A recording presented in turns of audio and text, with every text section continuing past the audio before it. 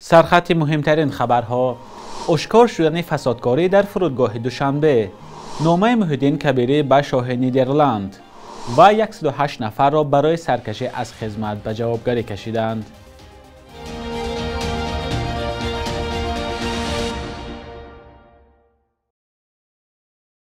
درود بینندگان عزیز، با آخرین خبرهای تاجیکستان و جهان در خدمت شما هستیم. امروز 21 مارس سال 2023 است. برنامه را با یک خبر نوروزی آغاز میکنیم. در نظر است که امروز 21 مارس در تاجیکستان و بسیار کشورهای منطقه جشن نوروز تجلیل کرده شود. به مناسبت عید این هفته در تاجیکستان تعطیل است. طبق اطلاع دریافتی از صبح امروز کاروانهای نوروزی از 4 دروازه پایتخت روانه باغ‌های استراحتی دوشنبه شدند. هر 4 ناحیه پایتخت در علاهیدگی معرکه‌های نوروزی برگزار می‌کنند. گفته می‌شود که نوروزی جمهوریوی آخر ماه مارس در ولایت سوخت برگزار می‌شود. همصحبتان رادیوی آزادی گفتند با سبب سفر امام علی رحمان به آمریکا تجلیل نوروز جمهوریوی به آخر ماه مارس گذاشته شد. همکاران ما از جریان تجلیل این عید قدیمه برای مردم تاجیک گزارش‌ها آماده کردند و در برنامه اخبار آزادی تقدیم شما می‌شوند. دادستانی کل تاجیکستان از آشکار شدن فسادکاری در میدان هوایی دوشنبه خبر داده است. یوسف رحمان دادستان کل هفته گذشته در گزارش به مجلس ملی پالاتای بالای پارلمان از آن نگرانی کرده است که در فعالیت بعضی سرحدبانان و گمرکچیان حالت‌های مبلغ ستانی در شعبه‌های نظارت سرحدی و گذرگاه‌های سرحدی خاراکتر عمومی را پیدا نموده است. از جمله دادستانی کل گفته است سال گذشته 2 افسر مرزبانی و 1 مأمور گمرکی در دوشنبه از شهروندان برای گذشتن از مرز پاره طلب کردند. طبق اطلاع دریافتی این افسران در بخش مرزبانی و گمرکی فرودگاه دوشنبه کار می‌کردند. یوسف رحمان در حضور اعضایان مجلس ملی گفته است که نظارتچی کلان عاید به تفتیش حجت‌ها و 1 افسر بخش گمرک برای بی‌ممانعت از سرحد گذشتن از شهروند پاکستان محمد شبیر 400 سومانی و $200 آمریکایی طلب کرده گرفتند. نمونه دیگر به گفته دادستانی کل ماه سپتامبر سال گذشته 1 افسر مرزبانی برای گذشتن از خط سرحد دولتی از شهروند تاجیکستان محمد ظاهرشاه 500 سومانی طلب کرده گرفته است. در گزارش دادستانی کل آمده است که نسبت این افراد پرونده جنایتی آغاز شده و دادگاه ارسال شده است. نظر 3 افسر بازداشت شده معلوم نیست و هم روشن نیست که دادگاه در نسبت آنها چه حکم صادر کرده است.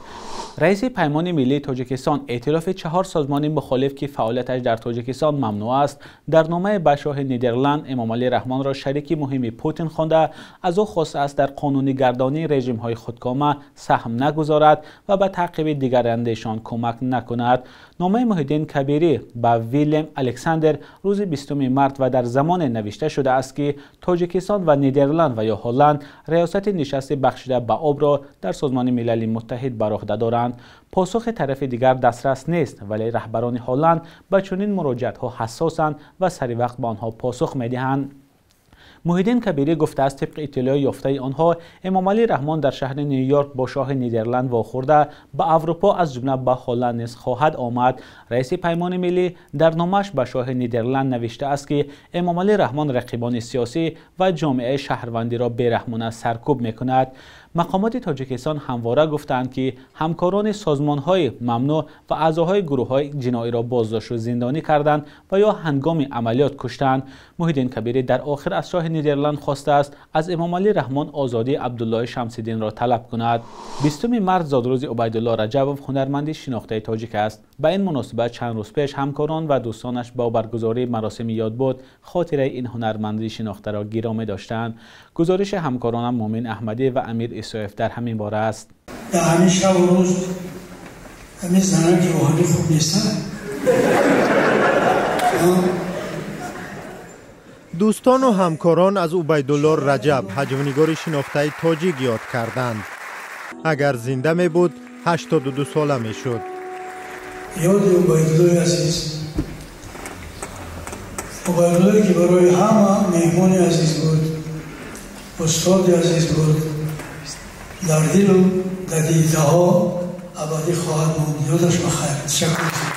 آسمان فرشته ها رو نمی‌بینم، اما که طوری روشن می‌شود، صبر کن روشن می‌شود. عبیدالله رجب هنرمند کینو و تئاتر از خود 10 فیلم و صحنه‌های دیدنی باقی مانده است. او را بیشتر با صحنه‌های هجویش می‌شناسند.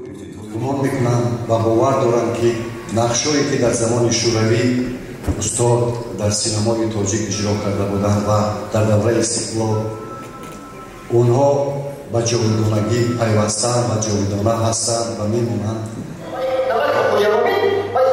سالهای 80 و 90 عصر گذشته اوج شهرت عبیدالله رجبوف بود.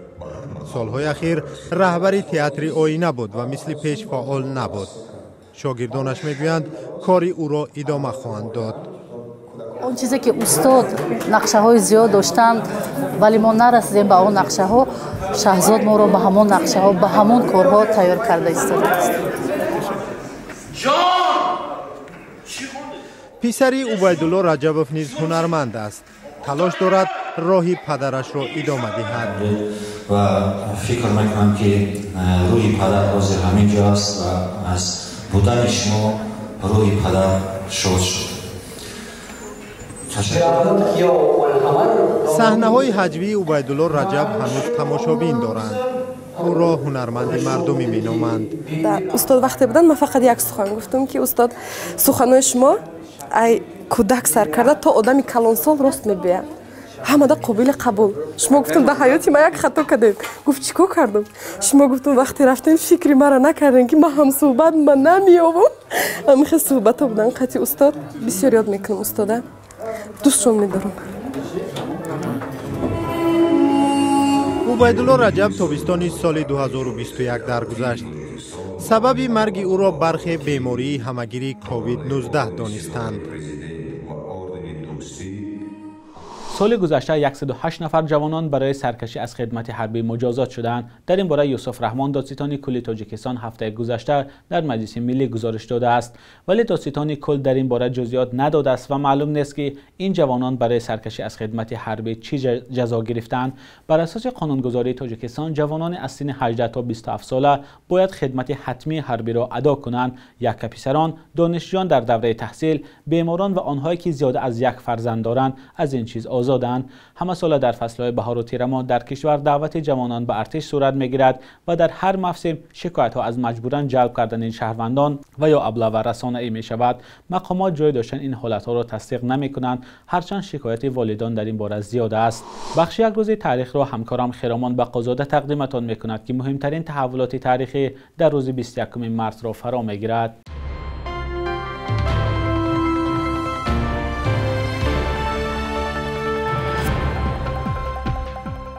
21 март عید نوروز جشن گرفته می شود که چون سال نو مردم فارسی زبان خاورمیانه هم معروف است. این یکی از مهمترین عیدهای تا اسلامی مردم تاجیک است و با قرار حکومت تاجیکستان به مناسبت نوروز هر سال چند روز تعطیل اعلان می شود. سنه با برابر شدن شب و روز راست می آید و بعد آن روزها کم کم دراز شده گرمی فرا می رسد. در کشورهای ایران و افغانستان نوروز را که باعث تحویل سال خورشیدی می شود سال نو هم می نامند. سازمان ملل متحد فوریه سال 2010 به نوروز مقام جشن بین المللی داد. 21 مارت سال 1947 با قرار شورای وزیران SSSR در دوشنبه دانشگاه دولتی تاجیکستان تأسیس شد که 10 سال بعدش به نام لنین گذاشته شد. از سال تحصیل 1948 اولین دانشجویان به این مؤسسه داخل شدند. آن زمان همگی 4 فاکولته عمل میکرد که متخصصان را در بخش‌های گئولوژی، بیولوژی، تاریخ و فیلولوژی و فیزیک و متماتیک تیار میکرد. اولین رکتور ظریف رجبوف تاریخ شناسی معروف بود.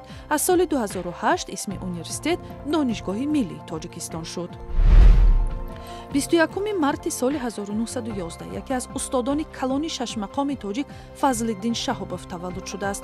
آهنگساز، موسیقی شناس، حافظ خلقی تاجیکستان و برنده جایزه به نام رودکی از حافظان معروف دور شناخته می شود.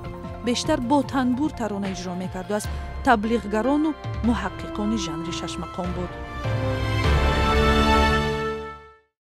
صبح امروز در بانک‌های تجارتی تاجیکستان $100 آمریکایی تا 1091 سومانی ارزش دارد. 1000 روبل روسی باشد به 140 سومانی برابر است. قرب رسمی بانک ملی تاجیکستان برای امروز چنین تعیین شده است.